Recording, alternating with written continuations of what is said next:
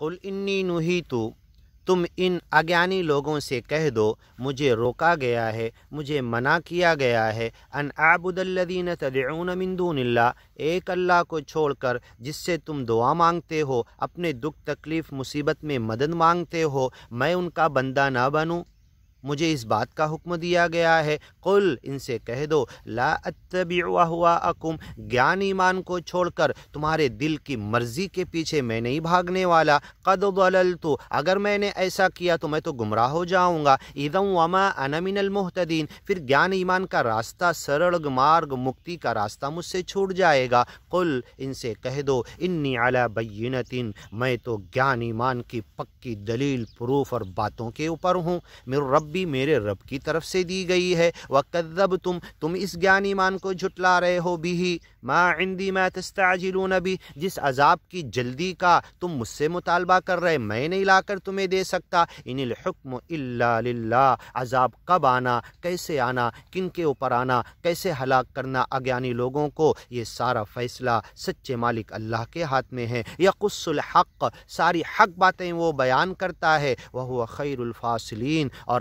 اچھا فیصلہ کرنے والا ہے۔ قل، ان سے کہہ دو، لو ان عندی ما تستعجلون بی، جس عذاب کی جلدی تم کر رہے ہو اگر میرے ہاتھ میں ہوتا، لقضی الامر، میں کر کے دکھا دیتا، معاملہ ہی ختم ہو جاتا، تم ہلاک ہو جاتے، قیامت تک گیان اور ایمان آگے بڑھتا ہی نہیں۔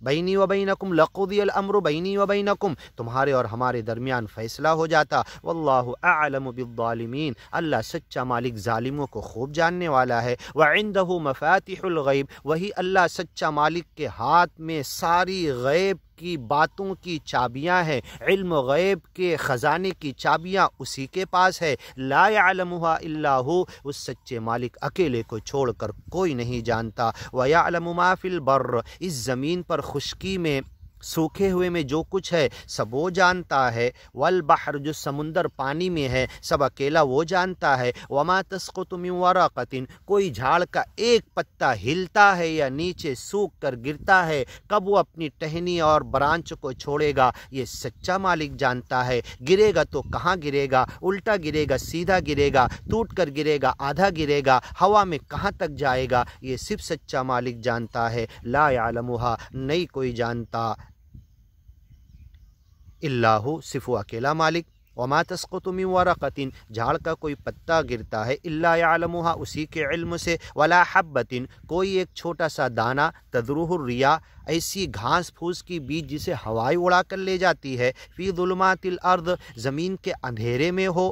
ولا رطب ولا یابس، کسی گیلی جگہ پر، پانی کی جگہ، اگنے کی جگہ پر ہو، یا سوکھی جگہ پر بیج پڑی ہوئی ہو، سال بھر کے بعد پانی آیا پھر اگ جاتی ہے، الا فی کتاب مبین، کب اگے گی، کیسے بڑھے گی، کب جھاڑ نکلے گا، کب گھاس پھوس کہاں اڑ کے جائے گی، کون سا پانی ملے گا اور کیسے گروتھ ہوگی، الا فی کتاب مبین، کھلی ہوئی کتاب میں سچے مالک کے پاس یہ چھوٹی بڑی ہر چیز لکھی ہوئی ہے، جسے تم ترکول سمجھتے ہو، اگ گئی گھاس، اس کی طرف نظر بھی نہیں ڈالتے، مالک اس کا پورا کاریہ کر رہا ہے، مالک نے اگایا ہے، وَهُوَ الَّذِي يَتَوَفَّاكُمْ بِاللَّيْلِ، وہی اللہ ہے جو تمہیں رات میں موت دے دیتا ہے، نیند کو موت کہا گیا یہاں پر،